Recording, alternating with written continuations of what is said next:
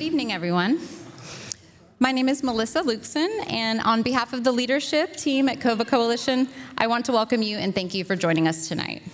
We know this forum came together on a relatively short timeline, but it was important to us that voters in the Virginia 2nd Congressional District have an opportunity to hear directly from the Democratic candidates seeking to earn their vote before the August 4th primary.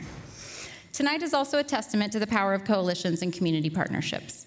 Events like this don't happen because of one organization.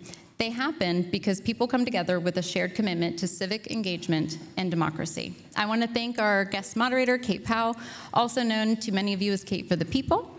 I'd also like to thank South Hampton Roads Indivisible for their partnership in helping plan, produce, and record tonight's event. And speaking of recording, if you didn't see the signs, tonight's forum is being recorded for national broadcast by C-SPAN. The forum will air multiple times before the primary election and will also be available on the C-SPAN website as well as through covacoalition.org.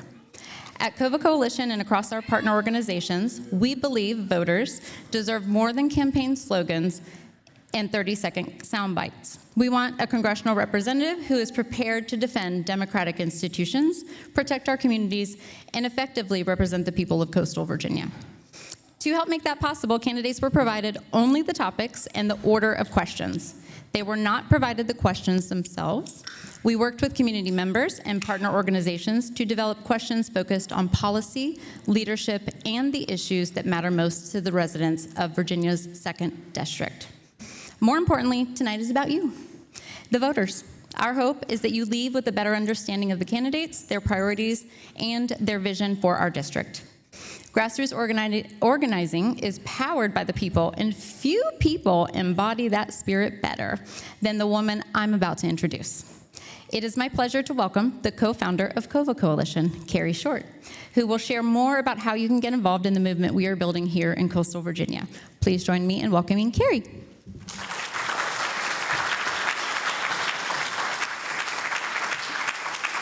Hello, and thank you all for being here. Just want to make sure everyone gets a chance to see my t-shirt.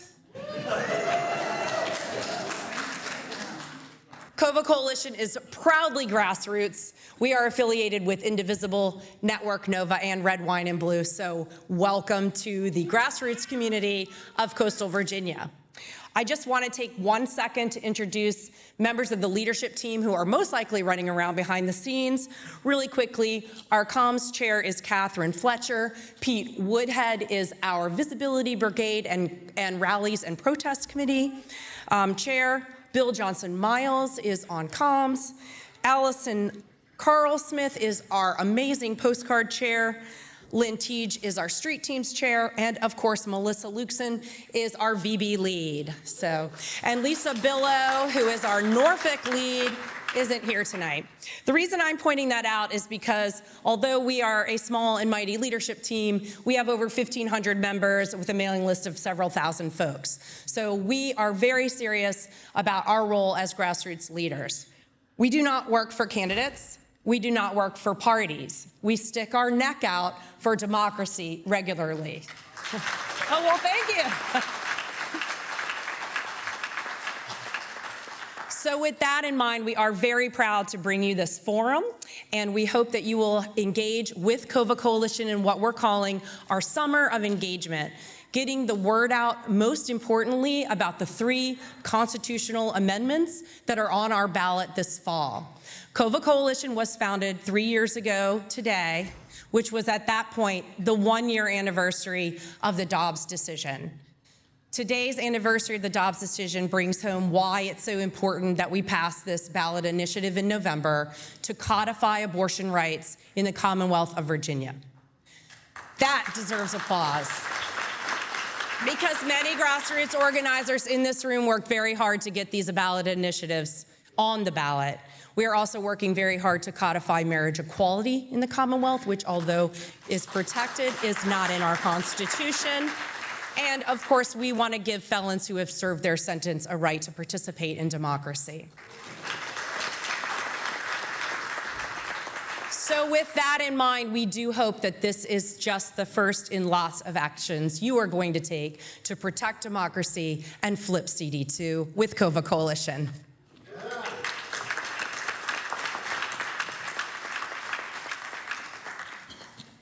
Okay. Introductions are over. Ground rules are ready. Our candidates featured tonight are running in a primary election seeking the Democratic nomination in the 2nd Congressional District to face Republican incumbent Jen Kiggins in November. Tonight we have Dr. Neela Devanath, Patrick Molsoff, and Bill Fleming participating. Elaine Luria was invited but unable to attend. Our moderator tonight is Kate Powell. Kate is an administrative juggernaut who fundraises and runs nonprofits for a living. She received her Bachelor of Music in Music Industry from James Madison University, go Dukes, and her Master of Public Administration from South University. She also earned her Certified Fundraising Executive Credential in June of 2019. Kate was an Inside Business Top 40 Under 40 honoree in 2022, and in 2025, she was awarded both the George Robert House Jr. Award for Outstanding Service by the American Society for Public Administration's Hampton Roads chapter, and Outstanding Nonprofit Leader by the Association of Fundraising Professionals Hampton Roads chapter. In her spare time, I don't know how she has any, she bothers our elected officials and public administrators into doing their jobs and teaches others the dark arts of advocacy, AKA being a menace, and I am her understudy. Sitting next to her tonight is Kat Porterfield with Stoke Media. She will be the timekeeper and assisting with any live fact-checking, if necessary. Before we begin, few ground rules. Candidates were provided the forum rules and expectations in advance. First, today's event is a forum. It's not a debate and not a campaign rally. COVA Coalition is committed to providing a fair, informative, and respectful forum for voters. Our goal tonight is simple: to help voters better understand where the candidates stand on the issues that matter most to Virginia's 2nd Congressional District. We carefully curated tonight's questions with input from partner organizations and members of the community. We will not be taking questions from the audience during the program. However, following the forum, candidates will be available in the lobby area to meet with attendees and answer questions. Candidates are seated in alphabetical order, and we'll start in alphabetical order, and then the moderator will then rotate for the next first question. Candidates will have opportunities for opening and closing statements, responses to policy questions, and a rapid-fire no filibuster round requiring yes or no answers. And we'll conclude with a segment called Let's Get Personal, where you'll have a chance to meet the human behind the campaign. Questions will be posed by the moderator, and each question will receive equal opportunities to respond. Candidates have agreed to focus their answers on their own priorities, values, and policy positions. They have also agreed to refrain from personal attacks or negative comments regarding the character, qualifications, or activities of other candidates, elected officials, or individuals. We want tonight to be about ideas, policies, and solutions, not personalities. We ask everyone in attendance to join us in that commitment to civility and respect. To ensure we have time to cover as many issues as possible, time limits will be strictly enforced. Our timekeeper will display a green card at the halfway point and provide an audible signal. A red card will indicate the time is expired. When you see the red card, please finish your sentence so we can move on. Time limits are as follows. Opening statements, candidates, you have 90 seconds. Policy questions, you have 60 seconds. In your closing statements, you will also have 60 seconds. To ensure every candidate has equal opportunity to be heard, we asked audience members to refrain from applauding, cheering, booing, groaning, or otherwise reacting during the forum. Remember, we're recording this for C-SPAN, y'all. Please save your applause until the conclusion of the event, where we can offer applause to all of the candidates at one time. Every candidate deserves the opportunity to speak without interruption, and limiting audience reactions helps us stay on schedule. Please silence your cell phones and other electronic devices. If you need to leave during the program, we ask that you do so quietly using the exits at the rear of the auditorium. This forum is being video recorded for national broadcast and will also be made publicly available through our website, and it will also be on C-SPAN's website. Finally, tonight is about informing voters. You do not have to agree with everything you hear, but we ask that you listen respectfully, think critically, and leave with a better understanding of the choices before you. Thank you for being here, and I will give that floor to Kate. Hold on, let me unmute her mic.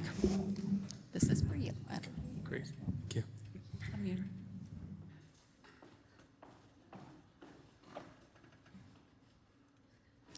All right, thank you so much, Melissa, Carrie, COVA Coalition, and Southampton Roads Indivisible. It is an absolute pleasure to be here tonight. I'm going to pause for just a moment while we Get the feedback? Awesome. We are now going to roll right into opening statements for our candidates. Candidates, you will have 90 seconds for your opening statement. Once the time is up, please complete your sentence and we will move on and we will go in alphabetical order as stated. So Dr. Neela Devanath, please. Thank you so much, Kate. Right into the microphone. Yes, please.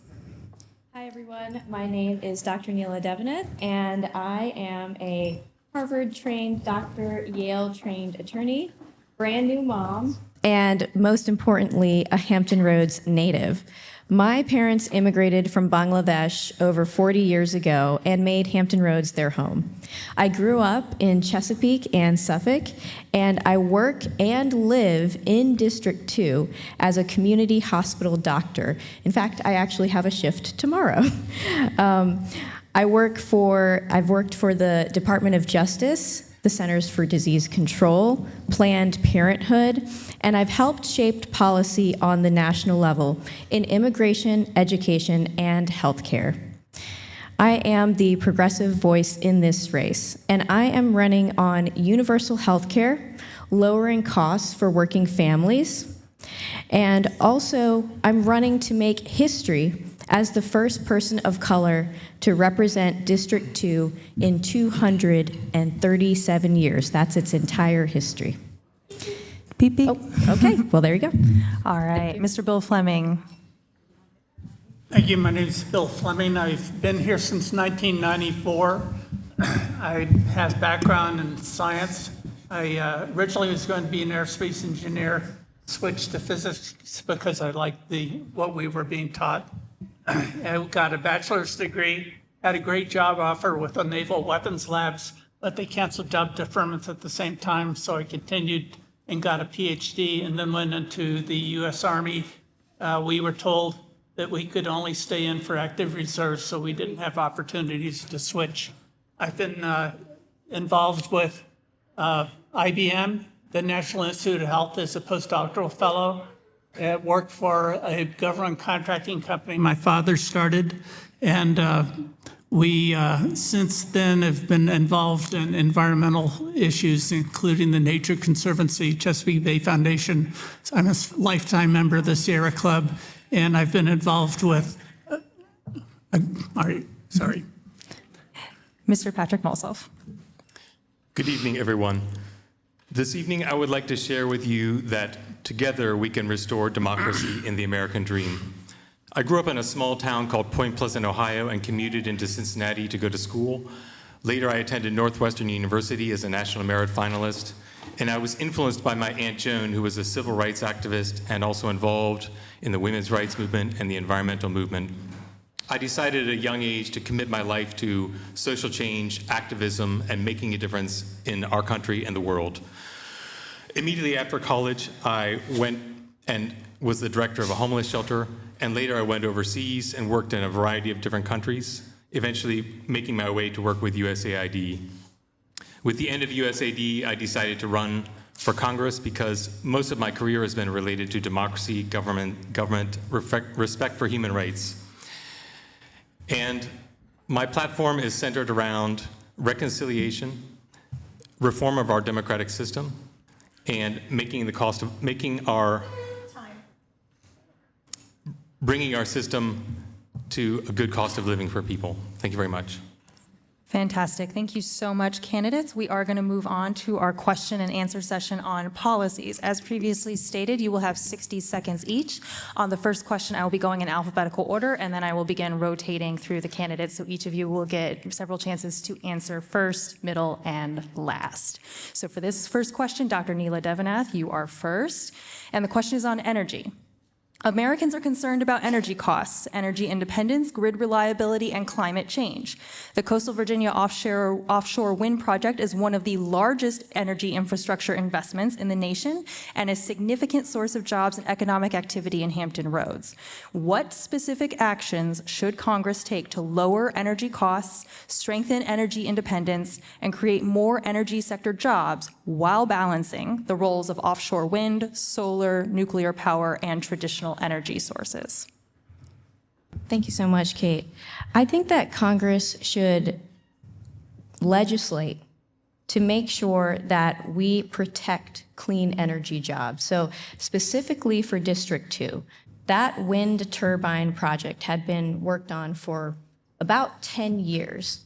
And there were so many different people, thousands of people, truly involved in making that project and starting basically all of our... 30. Oh, thank you. Making the project a success. President Trump was the one who stopped it in its tracks. We need to protect these projects and make sure that jobs are available for all of us in clean energy forums, not only with the wind turbines, but also solar energy. And I know I'm running out of time here, but I actually wanted to talk a little bit about data centers as well. Those are driving up our costs. Thank you so much. Mr. Fleming. She's correct that it's been delayed. The wind systems has been delayed up and down the coast by Trump and the people that have been against clean energy. I'm proposing a new way of doing things. I've been researching this over the past few weeks to provide the different counties in the 2nd Congressional District with wind turbines under government sponsorship and have them onshore. It would take a relatively small number of turbines in each county to produce electricity. It could be done through the county itself. They could act as the utility rather than have to deal with a utility like Dominion Energy. And by doing that, they would accumulate energy which goes onto the grid and be paid for it just the way people do with solar panels on their roofs. But the money would come into the county and be distributed either to the people. Mr. Molsoff. If anyone's heard me speak before, you've probably heard me mention about the crises that our country is facing, and I believe that the climate change crisis is one of the biggest ones that we're facing as a country and in the world in general. It's a slow-moving crisis, but unfortunately we've seen an abandonment of responsibility by the Republicans and specifically Trump. I'm getting around to the point that we need to move towards renewable energy 100% as much as possible. Therefore, I support wind energy, I support solar power, I support other sources of power in general, and I also support reducing our usage of power. So overall, I believe that we need to invest. We need government investment, as we saw through Biden's Build Back Better Act, which provided subsidies for electric vehicles and generally stimulated the market, provided employment. Overall, I support renewable energy to get at the climate change crisis. Fantastic. Moving on to healthcare, and this one will start with Mr. Bill Fleming once I finish reading the question. Related to healthcare, the 2025 Budget Reconciliation Bill, some of you may know that as the big, beautiful bill, and other federal actions will cut Medicaid spending, stripping healthcare from Virginians, and accelerating the financial crisis for hospitals. 66.5% of all personal bankruptcies are caused by medical debt, and healthcare outcomes are declining. What are your proposals to get Americans access to affordable health care? Mr. Bill Fleming, we'll start with you. First, I'm interested in becoming a member of the Ag Committee in Congress because it's particularly involved with SNAP and WIC programs, which have been vital to people under the economic bracket that enables people. It's interestingly the government in Virginia has a lot of employees that are actually under the WIC program and SNAP. I'd also like to work with Bernie Sanders and Elizabeth Warren to review the public health care for all programs, work with them to find out any issues that would be problems, and work with them and other members of Congress to get Medicare for all passed so that we don't have to deal with rising costs from insurance companies. Mr. Molsoff? My goal is universal health care. Universal health care is a goal. It basically means that everyone should have health insurance, and it should be done in such a way that it does not cause financial ruin, as mentioned in the message. But there's actually a number of different ways to get to universal health care. One of them is Medicare for all. Other is regulated insurance. And there are other options as well, such as a mixture of a government insurance plan as well as the private sector as we have now. And I believe we need to use our government apparatus to study all of the different ways that healthcare is implemented in other countries, look at what has happened in those countries, and make a very measured and well-informed decision. However, it's worth noting that we could probably design the best system and we could come up with the greatest system that would be great for Americans, but it's also going to come down to what is politically feasible.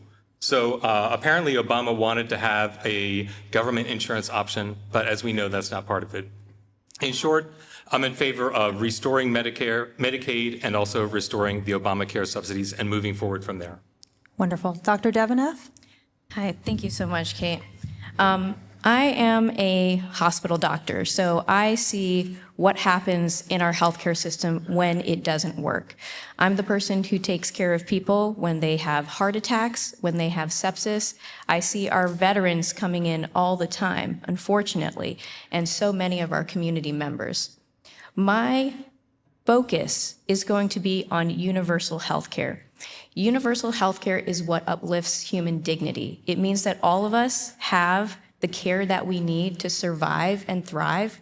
We don't need to go through these piecemeal forms. Right now, if you're over 65, you have one thing. If you're under 65, you have another. If you're employed, not employed. If you're a veteran, not a veteran. If you're a child. When we have a piecemeal system like this, what it does is it creates cracks, and people fall through the cracks. Universal healthcare is something bold. It's not going to happen overnight, but we need to elect leaders to Congress who are actually bold enough to make that decision now. Thank you so much. We are going to move on to the military, and Mr. Molsoff, when I finish reading the question, we will start with you. Virginia's 2nd Congressional District is home to one of the largest military communities in the world. The latest defense budget proposal of $1.5 trillion included shipbuilding investment and military pay raises. How do you balance support for defense jobs in this region with your broader views on federal spending? Mr. Molsoff. Well, I think it's important to note that is a proposal, and I believe there was an increase of approximately 50% proposed by Donald Trump. So even if we do not accept that, and I think that is a big ask, especially considering the national debt, if we don't accept that and keep military funding as it is, it's not necessarily going to affect negatively this district in terms of the jobs, in terms of employment, in terms of military deployments. So I don't think that we should accept Trump's proposal. It's linked to the war in Iran, which was a war of choice by Donald Trump. And I don't think that we can afford to spend that much as well. I was talking with someone earlier today on the phone who said that all of the great empires in history fell due to lagging under the weight of military industrial complex spending. And I simply do not think we can afford that kind of spending. But I do believe that we may be able to maintain the kind of spending that we have, and that will safeguard the role of the jobs of people here in the 2nd Congressional District. And generally, I value the military, and I think that it does have a role in the world until we reach a much more peaceful time than we have now. Amazing. All right. We are moving on to veterans. I'm sorry. My apologies, everyone. I guess our other two candidates should answer the question. Dr. Deveneth, please answer the question. Thank you so much. So my position on military spending is, number one, it is important to this district because we do have a lot of military industrial complexes here. We have a lot of folks who are working on shipbuilding jobs, et cetera. However, as stated, this is tied right now, this defense budget is tied to the war in Iran. I do not believe we should be putting our military active duty members in harm's way. I think that we are spending way too much on this war when we don't have enough money to fund domestic programs. There are ways that we can work on our budget to make sure that healthcare is funded, education is funded, childcare is funded, but instead we're spending it fighting wars for other countries that we're not even sure exactly why we're there. That puts lives at risk, and it's honestly too much to spend for our budget. Wonderful. Mr. Fleming. First of all, I'd like to mention that I was a member of Milcom Systems Corporation It started in the 1970s here in Virginia Beach, and we had to sell it around 2007 due to tax issues related to the eventual passing of my parents. But we had 750 people in 10 different locations throughout the U.S. At the time, we had to sell, it was $150 million in revenue at the time. We need to work to restore our military and work in Congress to make sure that things aren't run as an autocratic system by people like Trump. Thank you so much, Mr. Fleming. Just a quick reminder to the audience to please silence any cell phones or any other noise-making devices. Thank you so much. All right, we are going to move on to the related topic of veterans affairs, that sort of thing. And Dr. Devanathan, we will start with you once I finish reading the question. Virginia's 2nd Congressional District is home to more than 80,000 veterans, nearly 15% of the district. Congresswoman Kiggins frequently highlights her support for veterans, yet she previously voted for a 22% budget cut that the Department of Veterans Affairs warned could lead to reductions in services and staffing. Veterans are experiencing delays in accessing health care, disability benefits, and mental health services. What reforms would you prioritize for the Department of Veterans Affairs? Thank you so much, Kate. Veterans are a huge part of this community. They are in the fabric of this community. And we have a crisis right now in housing for our veterans. We also have a crisis in healthcare for our veterans. You're right. We have about 80,000 veterans here. And did you know that about 50%, close to 50%, actually switch over to Medicaid from TRICARE because it gives them some more opportunities in the community. What I would do is make sure that we restore Medicaid to its full capacity. And also for the Veterans Affairs system, we need more funding for mental health services. We also need more funding directed towards housing. So there are so many veterans right now who I see in the hospital coming in because they are unhoused, and that is what is leading to their deterioration in health, and that's one of the biggest reasons that we have. So housing is a must. Thank you. Mr. Fleming? I think that all people that are involved in military service should be able to get the Medicare they need, regardless of the source. One of the things I think might be beneficial is to use artificial intelligence and scheduling to make sure that the people that are veterans can find the medical care they need in the most efficacious way possible, and then take care of themselves through that, using humans, real physicians and medical assistants, med techs, to take care of themselves. We also do need improvements in housing for people in the military, because I've seen how people, the enlisted ranks, live, and it's not really as much as they deserve. Our military deserves respect and be treated as well throughout the time of their service as well as afterwards. Wonderful. Mr. Mosoff? I think when it comes to the Veterans Affairs and the VA, it's all about honoring our commitment to some of the most honorable people who have served our country. They put their lives on the line to serve our country, and we made a commitment to them when they signed up that this is what we would provide you with. And when a person like Jen Kiggins makes a 22% cut, I see that the United States is not honoring its obligation in terms of those people that sacrificed and put their lives on the line. So overall, I can say that we need to make sure that the VA remains fully funded, and that refers to both the medical facilities as well as the benefits functions, the claims processing. We need to make sure that it's funded enough to process people's claims for disability and other benefits. We need to make sure that they're getting the excellent medical care that they deserve.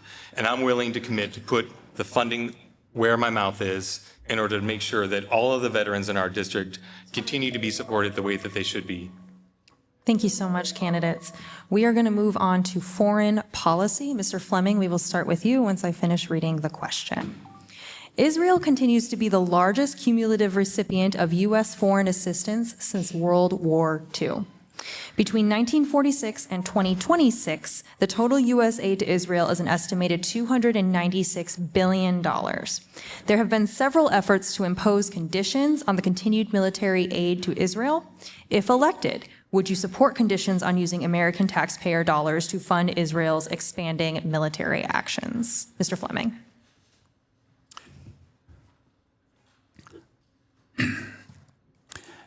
The Jewish Voices for Peace, a group that's against the war, has said that at least 70,000 people have been murdered by the Israelis in their attacks in Gaza alone. Some of them are 20,000 children. The count can go up in the estimate to 300,000, except that most of those are in the rubble, the same rubble that Trump wants to put a resort on. I'm dead against the idea of continuing to fund Israel using their acts of aggression to murder innocent people using our weapons. I was against that when Biden was in place as well, and I think we need to stop that. The Israeli government's been funding the Congress using AIPAC and other sources of revenue that have been directed by AIPAC. We need to cut them out.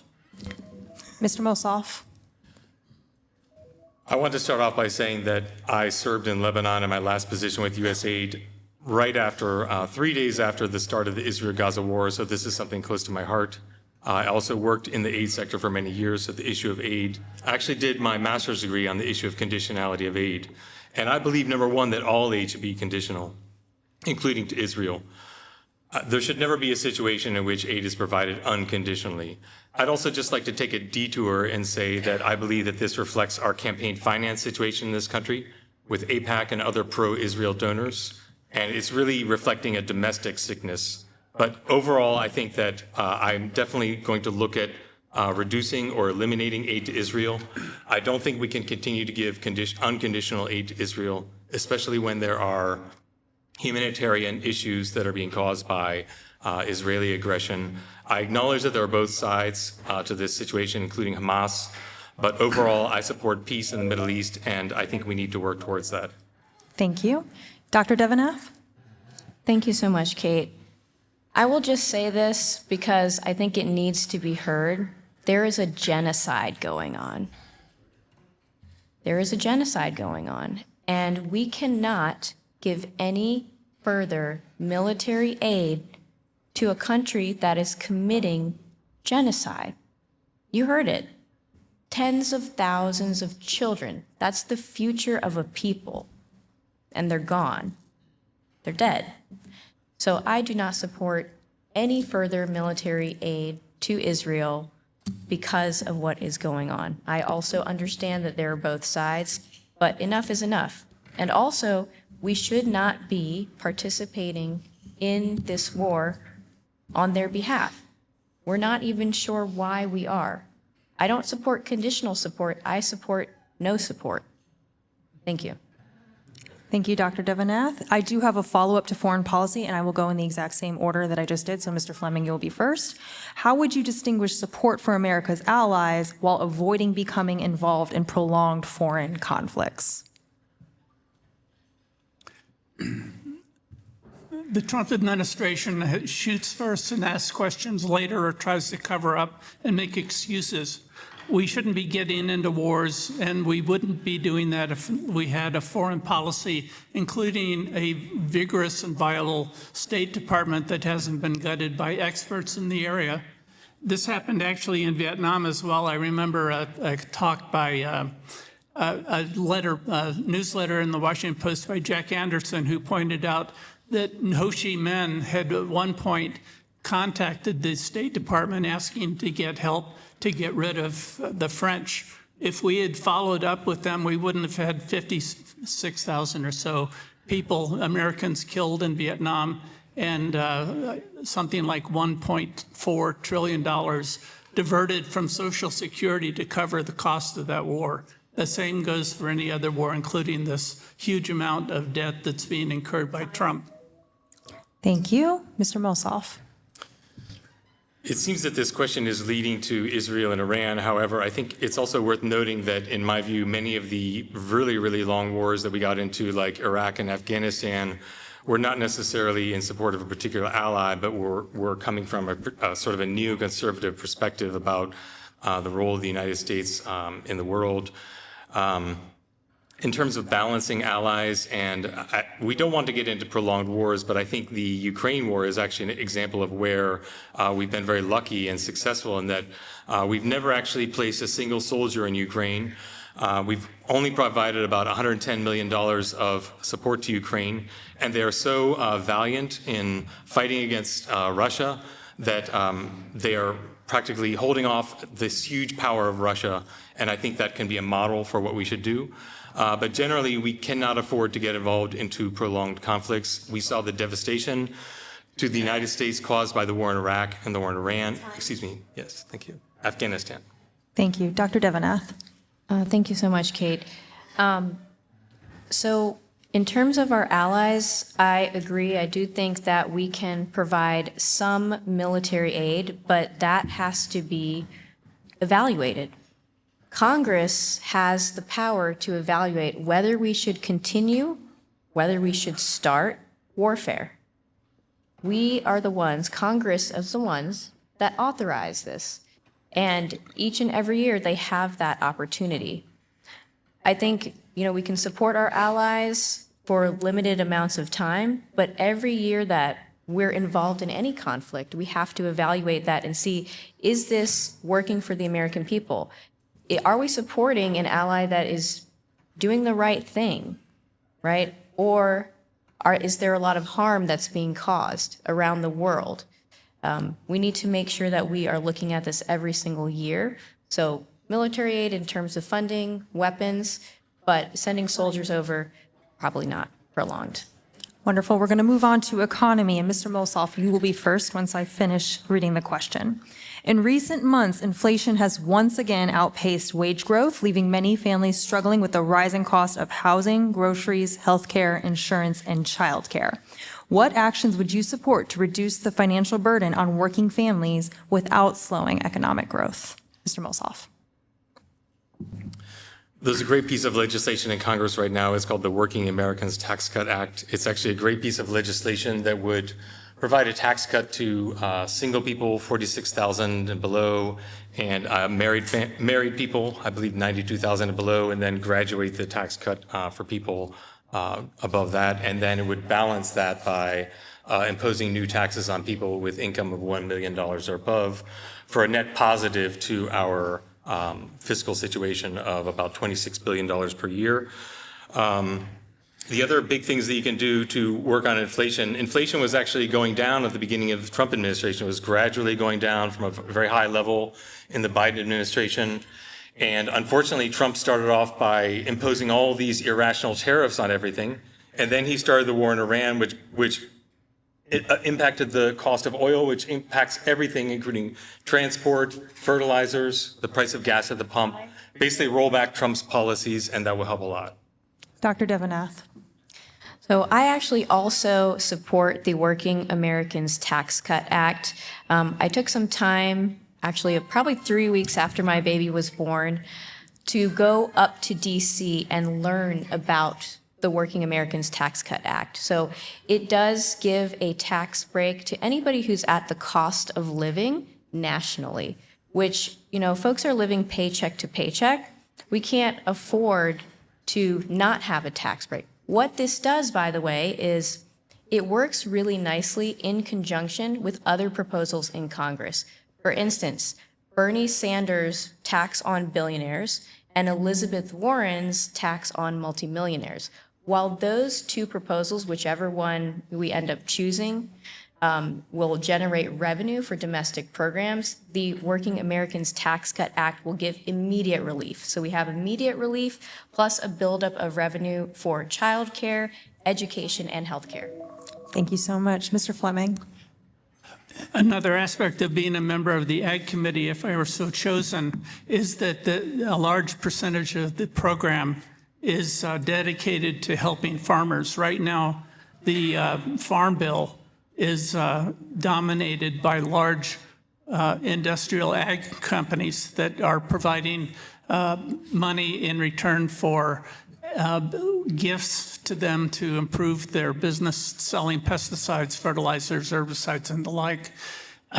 Besides that, I would recommend setting up a set of programs to teach people that are in small businesses how to be able to run their programs more efficiently. There's a bachelor's of business administration, an MBA for Masters of Business Administration, but there isn't really an effective program, an associate degree in business administration, to teach people how to run a small business and deal with things like overhead requirements for employees, things like that. All right, we are going to move on to immigration. There are 2 separate questions for this topic, and Dr. Devanath, we will start with you once I finish reading the first one. Many voters say they are frustrated that Congress has spent years debating immigration without passing comprehensive reform. The bipartisan Langford border proposal attempted to combine stronger border enforcement with reforms to asylum processing and legal immigration pathways. If you were writing an immigration bill from scratch, what would your top 3 priorities be? My top 3 priorities for immigration would be, first, number 1, I guess this isn't really truly from scratch, but pass the DREAM Act. Does anybody remember the DREAM Act? Right. It has been stuck in Congress for years, almost, I think, over a decade at this point. I was one of the first people to lobby for the DREAM Act in Congress. One of my friends actually was a Bangladeshi, student, just like I was. He thought he was born here, but his parents didn't tell him that they never did his paperwork, and he was actually born in Bangladesh. So imagine coming here at 1 year old, and you think that you are a born and raised American, to find out 17 years later that you are not. I was luckily born in Pittsburgh, came down to Hampton Roads when I was 6 months old. But the first thing is the DREAM Act. I know I'm running short on time here. The second thing would be to reform ICE. And, all right, I'll get to the third later. It's been probably 40, almost 50 years since the last time the immigration system was taken care of. We've got 40 years of fixes to make. It's very complicated, but it's been used by the Republicans for the past 40 years to accuse people as boogeymen for problems that they largely have created. We just need to take care of the whole system. I would have a team in my office to work with people to find out what's been proposed before, and whoever is involved in wanting to actually get a legitimate, universal and comprehensive immigration system established, so that we stop dealing with the foolishness about walls and letting some people get in. When I've canvassed before for other people, I've run into people running hotels in India, on the shore, who were from India. They complained about the time it took to become a citizen. Thank you. Mr. Mossoff? So the first thing is that I believe that many people who are coming to the United States are actually coming here because they want to have a better life. They're coming here because they want to earn more money.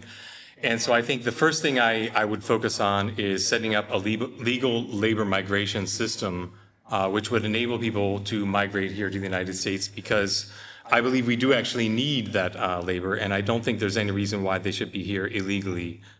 The second thing is relating to ICE. I do not think that ICE can probably be reformed, because I believe that the organizational culture has probably just completely gotten out of hand, and it probably needs to be dissolved and reformulated with a completely new set of people. And the last thing I would say, the third thing, is about restoring an aid program. Many people do not realize that U.S. aid actually in Latin America, a lot of their programming was related to addressing the drivers that led people to migrate, primarily poor economic conditions and instability, war. So restore the aid program. All right, we're going to go in the same order for the second question. Congress controls the funding and oversight of federal agencies, including ICE. People in this district are concerned about agent training, accountability, use of force, detention practices, and interactions with U.S. citizens and lawful residents. What reforms would you support regarding ICE's training standards, screening, and accountability processes and budget? Dr. Devenath. Thank you so much, Kate. And just to finish up on that last point, so I also agree with making sure that we have faster processing for green cards for our citizens who are actually working here, paying their taxes, and basically being our neighbors, families, and friends. Continuing on to ICE. So I also agree that I don't think that it can be reformed. I think we do have to dissolve it at this point. Training should be extensive. It should be at least 1 year or longer. Right now, folks are being trained for 2 weeks. And that is not enough time to understand the complexities of talking to, immigrants who are coming in this country and working hard and figuring out what is their background. I do think the budget should be reduced. Right now, it's the highest funded domestic law enforcement agency, and it has about $75 billion headed towards it. Thank you. Mr. Fleming. A lot of the problems that exist with ICE are due to failures of the Department of Justice in setting standards by which they're required to behave. It's been exacerbated by groups of people within the Immigration and Customs Agency who seem to think that they should be Gestapo-style police agents. We don't need an ICE-stapo here in this country. We need people that are going to follow justice and the normal procedures that exist or have existed all the time in this country so that people are treated fairly. And that includes not allowing people to enter without warrants and avoiding habeas corpus. Mr. Mossoff. So I mentioned that I used to work for USAID, basically a humanitarian background, and I think the main thing is we need to treat these undocumented immigrants as if they are people. We need to take a more humanitarian approach with them. Like I said, I think that I don't think ICE can really be reformed because it's all about relationships and organizational culture. I think it should be dissolved, and if we still need that type of agency, then it can be reconstituted. In terms of accountability, I think that's can be like an administrative issue. It can be, we have like offices of Inspector General, maybe that really needs to be beefed up for something like this, where there's such a potential for abuse. I would be in favor of really beefing up the budget for them to work more effectively. And of course, they need more training, and the training needs to emphasize more about how do you treat people properly. There's also issues with the detention centers, of course, just horrible conditions for detention centers. If we can find a way to avoid having people be detained at all, that would be the best. Thank you. All right, we are moving on to campaign finance reform. Mr. Fleming, we will start with you once I finish reading the question. Since the Supreme Court's Citizens United decision, outside spending by corporations, wealthy individuals, and political action committees has grown significantly. Would you support measures such as enhanced disclosure requirements, public financing of campaigns, contribution limits, or a constitutional amendment addressing the Citizens United decision, and how would you do that? Mr. Fleming. One of the issues on the flyer I have out in the hallway is to get rid of dark money, corporate welfare, and the APAC contributions from any government elective programs. There's been a call for funding from the government so that the only people that can get funding can get it only from the federal government, a small amount. I've been trying to run my campaign using the least amount of money possible, and I have tricks that I figured out how to share with other people in the future. I agree that we need to eliminate dark money and the contributions from people who are taking over our government. Thank you, Mr. Fleming. Mr. Mossoff? Our political system has been completely corrupted by big money, essentially, and the Supreme Court has enabled this by declaring that, number one, corporations are people, and number two, that money is speech. until we get around this kind of thing, it's going to be difficult, but I am happy about the fact that Hawaii and Montana have recently been trying to pass legislation which will get around the limitations imposed by the Citizens United decision, as well as several other Supreme Court decisions. I absolutely believe that we should limit the role of money in politics because our representatives are not talking to voters. They're not spending their time thinking about what policies, they're not researching policies. They're spending most of their time trying to raise money. And if you don't raise money, you're going to get outcompeted by the other person who does. So it's leading to a dysfunction in our government, and I will look for any possible way to change this part of our democratic system. I have a background in democracy and governance, and I see this as being the #1 priority to reform our system. Dr. Devenath. Thank you so much, Kate.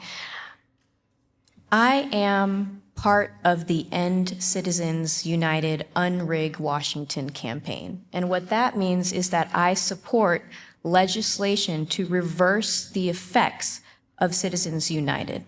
We absolutely need that in this country right now.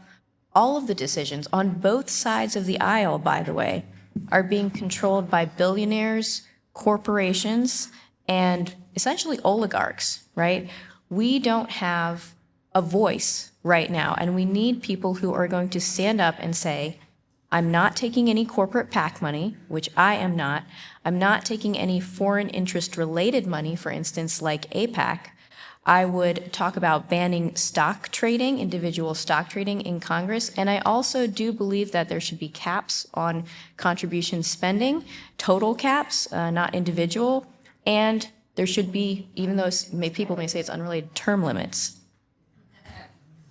Thank you so much, candidates. You have successfully completed the issues questions, and we are going to move on to the no filibusters round. So in front of you, you have a yes sign and a no sign. The yes is green, the no is red for anyone watching along. So if you accidentally lift it up backwards, we will know which one you meant.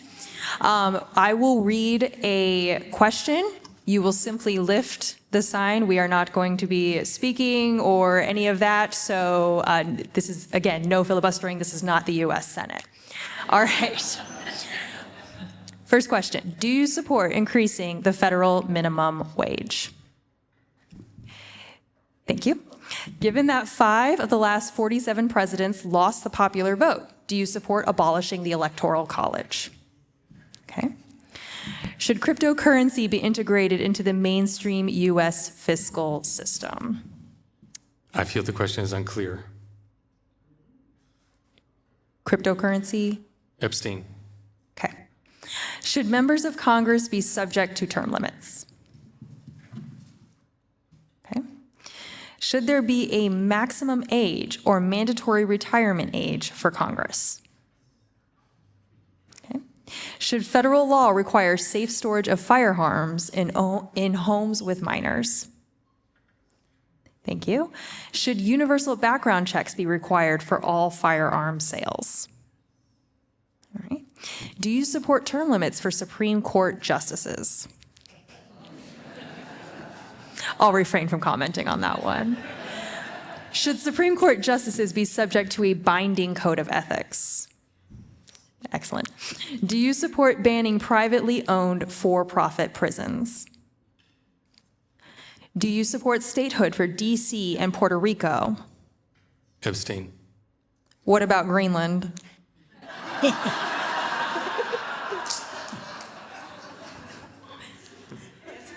You have to answer. Is that part of the Do question? you support statehood for Greenland? If Greenland wants to be, sure, why not? I think they've made themselves clear about that. Will you accept corporate PAC money for this cycle? Okay. Do you support strong AI regulations at the federal level? Sorry. Should members of Congress be prohibited from trading individual stocks while in office? Would you support impeachment of Donald Trump?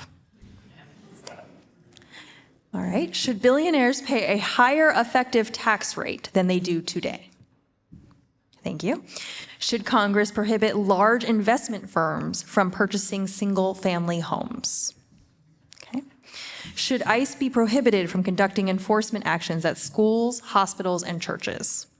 Okay. And last one before we go to a different category. If you do not win the primary, will you support the nominated candidate in the general election? Excellent. Thank you, candidates, for your no filibustering. You did an excellent job there. For the final segment, we are going to get a little bit personal. You will each have 30 seconds for these questions. So not 60, 30, about half the time.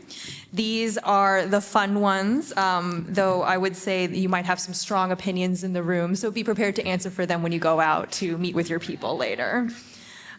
First question, and I will start with Dr. Devanath, go through, and then we'll rotate as we did for the issues. Dr. Devanath, what political leader, past or present, do you admire? 30 seconds. I admire Shirley Chisholm. She was the first Black woman elected to Congress and one of the first to run for president of the United States. She broke so many barriers for women and for people of color and for Black women. And I want to follow in her footsteps, especially in this district, by being the first person of color to represent in 237 years. Fantastic. Mr. Fleming, your favorite political leader, past, or I should say the political leader you admire, past or present?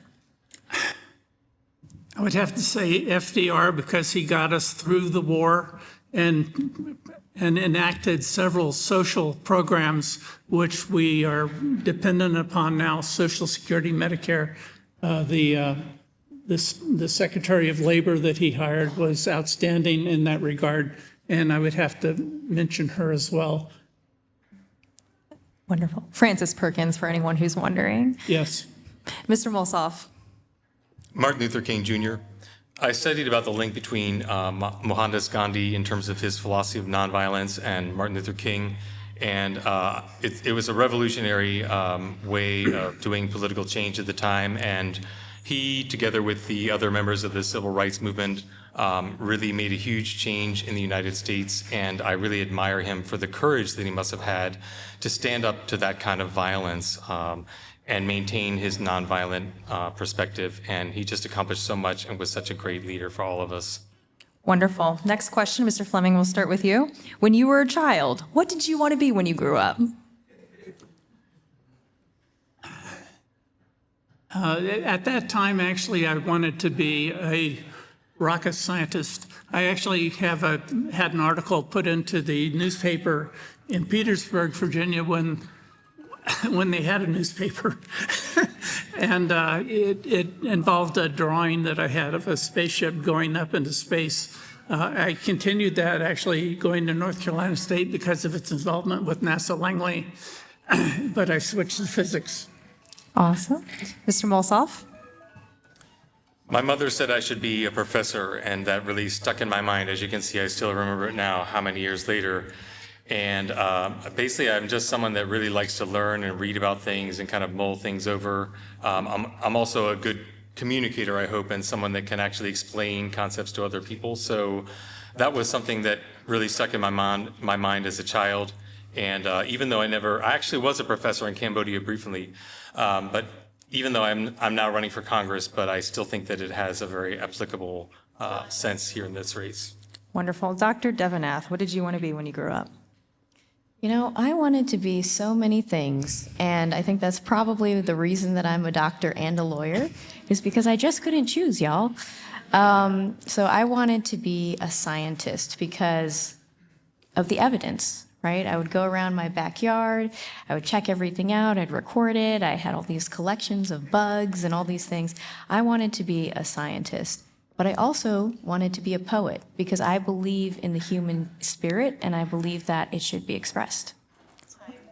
Wonderful. Last question, Mr. Molsoff, we'll start with you. Get ready. Star Wars or Star Trek? And there is only one right answer, by the way. I would have to say both. I really...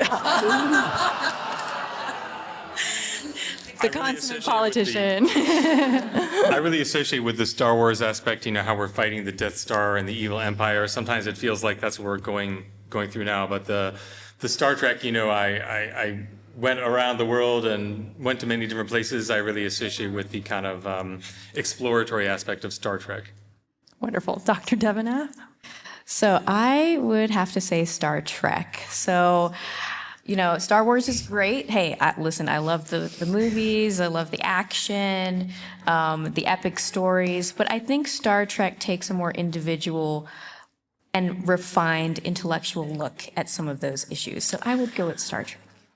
As I said, you will have to deal with the strong opinions out there with your people after this.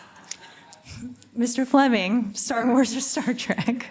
I would say Star Trek because they boldly went where no man had ever gone before. I really like that. I like the tribbles.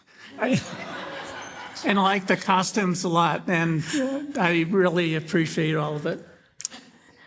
I'm not gonna lie, I have my own opinions. You could probably read it on my face. All right, in all seriousness, candidates, thank you so much for revealing so much of both your political and also your personal hearts and souls. We truly appreciate it. We are at the closing statement section. You will each have 60 seconds to say whatever you need to say, including if you need to correct the fact that you do indeed like Star Wars more than Star Trek. But otherwise, anything else that you wanted to make sure that your people knew before we closed up today. And we will actually go in reverse order for this one. Mr. Mulsoff, please. Took us my tour. Sorry. So I'm asking for all of your votes, and I really believe that I'm the best candidate in this race because of my career looking at basically almost every policy area. I'm not a young man anymore, although some people think that I am. I've spent so many years of my life since, as I mentioned, I decided that I wanted to make a difference and basically change the world. I've used my life to basically look at almost every policy option, and I have also the comparative perspective of having worked in so many other countries, and I've used this skill in diverse settings. And basically, I think I've demonstrated through my consistent track record that I have a willingness to work on behalf of other people. I've shown a good motivation, the correct motivation, and I also am motivated, and I am also academically advanced. I was a national merit finalist. I could not afford to go to Harvard. However, I'm also very academically advanced. So I use my academic skills. I'm very motivated, and I have the correct motivation, and I'm asking for your vote this year. Thank you. Thank you. Mr. Fleming, your closing statement, please. I wanted to say at the outset that for those that may be looking at the recording, that this forum has not been sponsored or endorsed by Antifa or George Soros. I've dealt with a lot of people in the Libertarian Party and the Tidewater Tea Party in order to be able to develop ways to discuss things with them. And I think I've been successful. That also happens as the Soil and Water Conservation District Director, because as you know, a lot of people in the rural areas are very conservative. Even though they're being pummeled right now by Trump, a lot of them still held allegiance to them. I've got a wide variety of experience in science, education, the military, and I think that my variety of hands-on experience has provided a perspective that will enable me to talk to other people in Congress. Thank you so much, Mr. Fleming. Dr. Devenath, 60 seconds. Thank you so much, Kate. So first of all, I got into Harvard. It does not mean that I could afford it, by the way. So I still have $500,000 plus of student loans that I am paying off right as we speak, even though I have been a doctor for almost 10 years and was an attorney before that. So what we need right now in District 2 is we need somebody who has lived experience of being a working mother, somebody who is experiencing those student loans firsthand, somebody who takes care of our veterans and has that ability to serve day in and day out. You know, I am currently still working. I don't have the opportunity to campaign full-time. And that perspective needs to be shown in Congress. We have plenty of retired multimillionaires. We do, in Congress.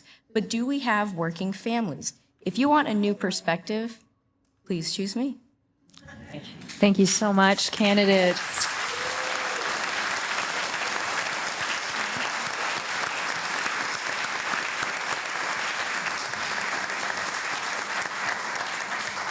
Thank you all so much. Melissa, our Mistress of Ceremonies, is going to close us out.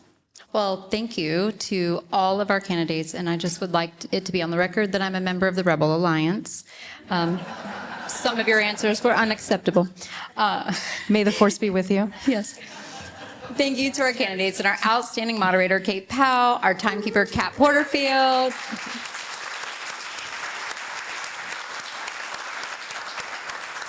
And our friends at Southampton Road's Indivisible for handling the videography and all the volunteers who helped make tonight possible. Most importantly, thank you to everyone who came out tonight. We sincerely appreciate it. Yes, give yourself a hand.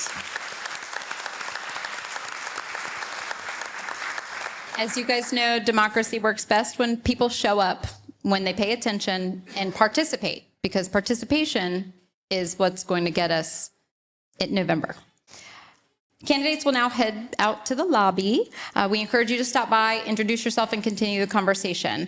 As a reminder, we do need everyone to make their way out of the auditorium so we can clean up and return the room to library staff in a timely manner. The recording of tonight's forum will be available soon.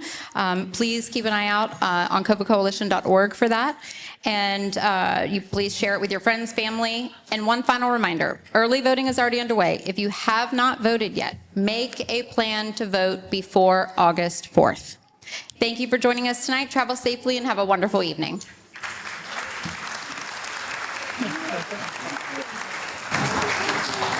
Yes, I did agree.